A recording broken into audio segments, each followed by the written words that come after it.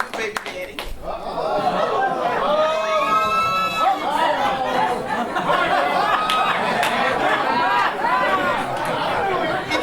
He told me in the back, he gave me, we got acquainted in the back, so, I need y'all to show some love for my boo, Mr. Ralphe Armstrong.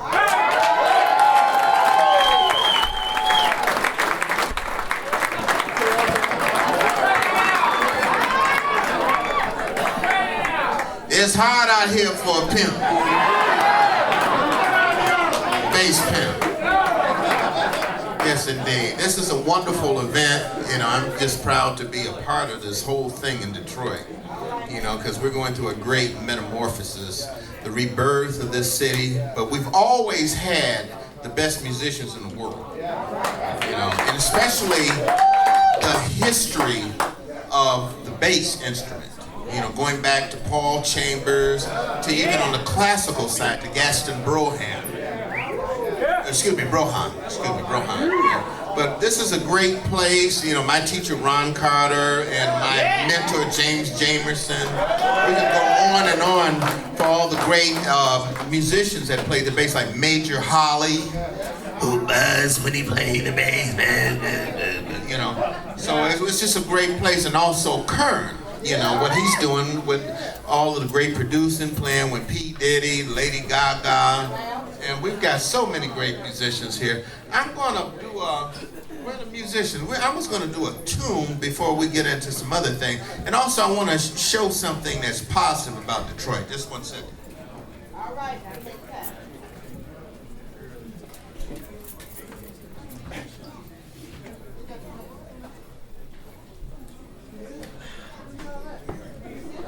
Now this is the August edition of Bass Player Magazine. I think there's still a few on the newsstands. On this is my dear friend Michael Henderson. Michael Henderson got me the gig with Miles Davis.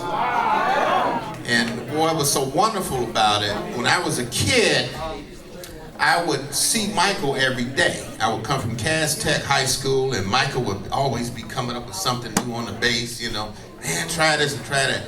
So one day, after I got out of the Mahavishnu Orchestra, we were breaking up, and Michael said, man, I'm leaving. Miles need a bass player. So Miles called me. I thought he was joking. Miles said, fat boy, I'm gonna hear you play when you come to New York. And you find you some kids. Find something new on the bass. So I saw Miles in New York, and he came into the club. I was with Wendell Harrison, Marcus Belgrave. We were all playing, and also a great Detroiter, Curtis Fuller, was playing trombone. We had Bill Cosby's joint. So anyway, Miles came in. He looked at me and did like this. And walked out. I was like, Miles, please come back. And then I talked to him a day later and said, I just want to hear you play one note. And everything Michael said is true. You got a fat sound. So, out of this August edition of Bass Player, I'll be very brief, and I'm going to do a quick song for you guys. There is Detroit bass, Michael Henderson. Detroit, Seminole, and Forest. East Side. Now, what tickled me so much, I was looking at the magazine, and I look at the end of it. Look who there.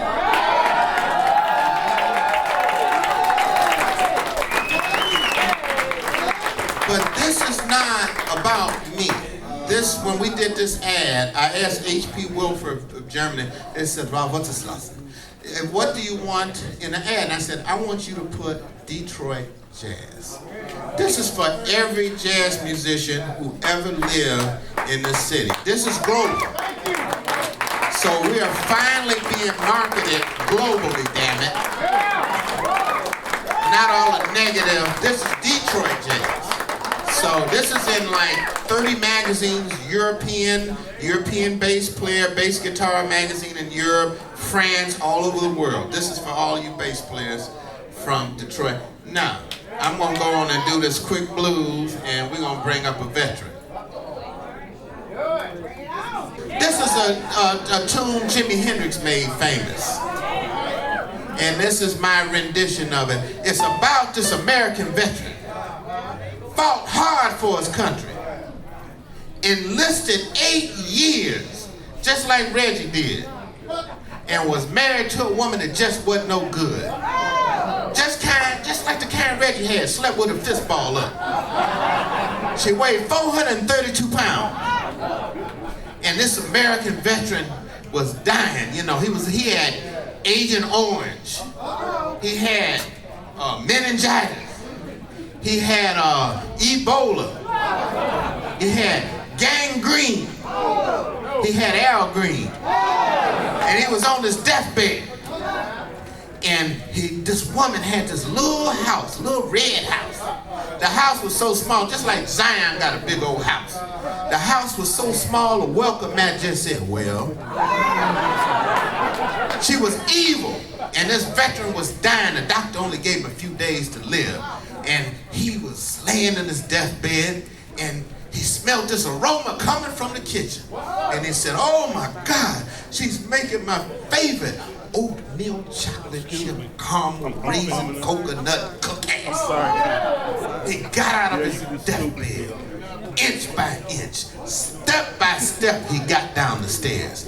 Finally, he looked in the kitchen, looked at this big old Mack truck looking woman, stuck his hand out, said, oh my darling dear, I love you so much, I love you. And she grabbed his hands, she looked at him with these flashlight looking eyes and said, don't touch them, they for the funeral. That's how evil she was. And she lived in a red house.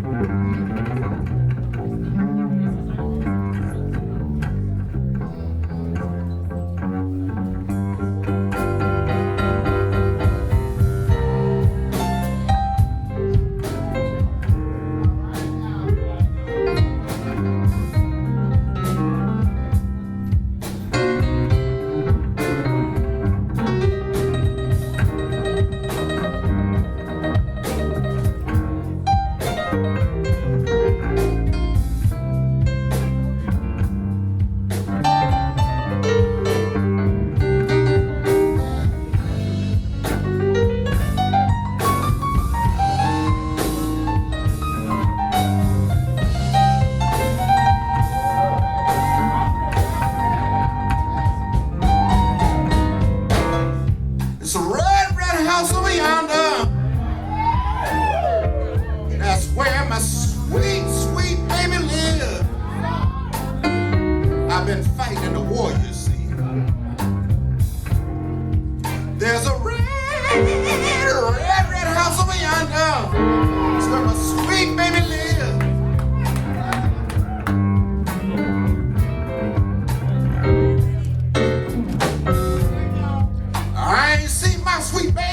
Sweet baby, about 91 and a half days, been fighting the rice can.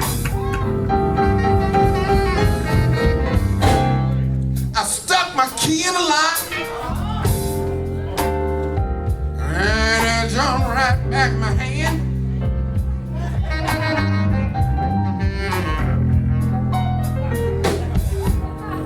I stuck my key in the lock, and I jumped right back my hand.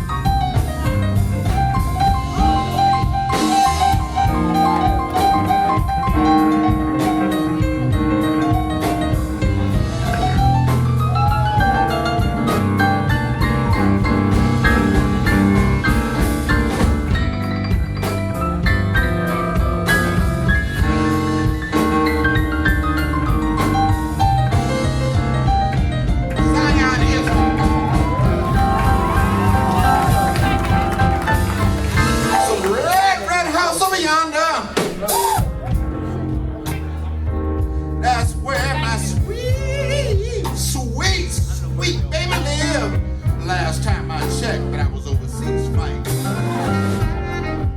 There's a red house over yonder. That's where my sweet baby lives.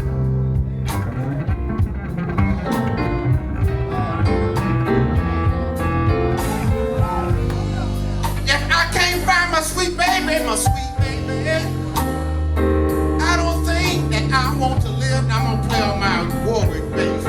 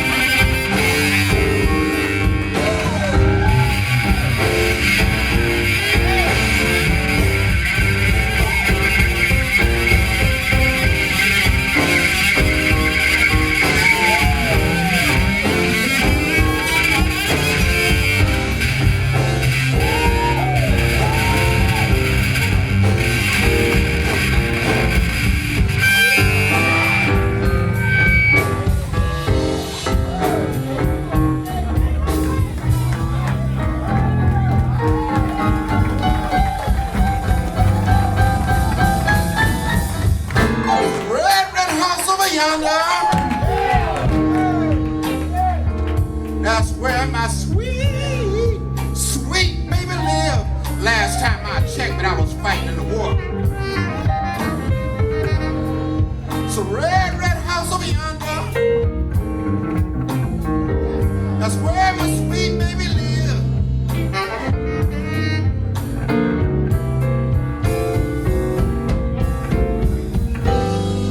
When I find my sweet baby,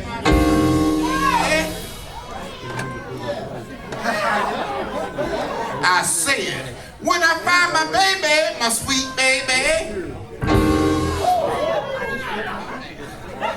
if she don't want to do all them things like we used to do when we used to get together, and if she don't want to do all them things like we used to do,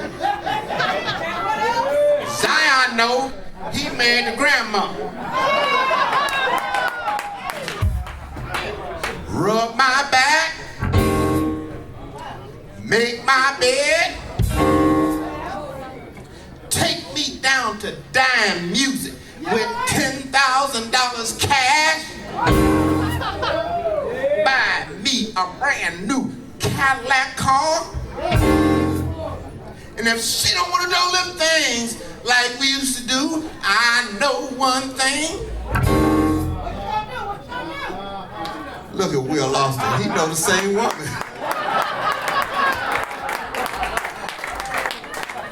I know one thing, her sweet, sweet, sweet sister Will, her sister Will. It's a red house over yonder. Oh, yeah.